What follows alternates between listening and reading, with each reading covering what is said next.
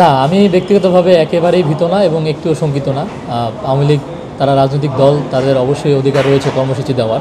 তবে আমি যেটা বলব যে কর্মসূচির নামে যে ভ্যান্ডালিজম, ভাঙচুর, জ্বালাও পোড়াও, এগুলো আসলে আমরা এক্সপেক্ট করি না। এবং সেক্ষেত্রে মানে এখন যে বাংলাদেশে যে পরিবর্তিত সোসাইটি, সেখানে আসলে মানুষজন আসলে তারা স্ট্রংলি বিশ্বাস করে। আগামীকাল যেহেতু ছাত্রলীগ এবং আওয়ামী লীগ লকডাউন ডাকছে, এই বিষয়ে আমি আতঙ্ক দেখতে পাচ্ছি না কোনোভাবেই। কারণ এর আগেও তারা অনেকবার ডাকছে, কিন্তু সেভাবে কোনো প্রকার প্রভাব ফেলেনি।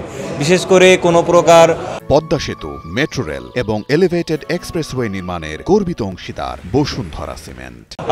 দেখা যাচ্ছে কোনো নৈরাশ্যকর অবস্থা সরকার তৈরি করতে দেয়নি, অথবা সেইভাবে কোনো প্রকার বিশৃঙ্খলা তৈরি হওয়ার প্রেক্ষাপট থাকলেও সরকার বিভিন্ন নিরাপত্তার ব্যবস্থা নিছে, এবং সেই নেওয়ার কারণে কোনো প্রকার বিশৃঙ্খলা তৈরি হয়নি এবং কোনো প্রকার নাশকতা তৈরি হয়নি। এই কারণে আমি মনে করি না যে খুব ভীত হওয়া প্রয়োজন আমাদেরকে। এটা আসলে থাকবেই। আমি একটা কথা বলি, সেটা হলো বাংলাদেশের রাজনীতিটা হলো অনেকটা বলা যায় যে মানে বলা যায় যে একটা আবহাওয়া এবং জলবায়ুর মতো।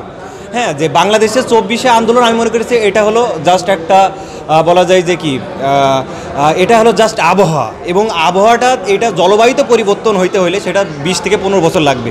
সুতরাং এরকম বাংলাদেশের কালচার যেটা জ্বালাও পোড়াও যে রাজনীতি, অন্য একটা মানে দল যে বাইরে চলে গেছে অথবা যাদেরকে বাংলাদেশের জনগণ থ্রো করছে, তাদের এই কালচারটা 2-1 দিনের ভিতর পরিবর্তন হবে না। আমি মনে করি 10 থেকে 15 বছর এইভাবে যদি স্থিতিশীল অবস্থায় থাকে, তাহলে আমি মনে করি যে সেটা আবহাওয়া থেকে জলবায়ুতে পরিবর্তন হবে এবং এটা একসময় বলা যায় যে স্বাভাবিক অবস্থায় আসবে।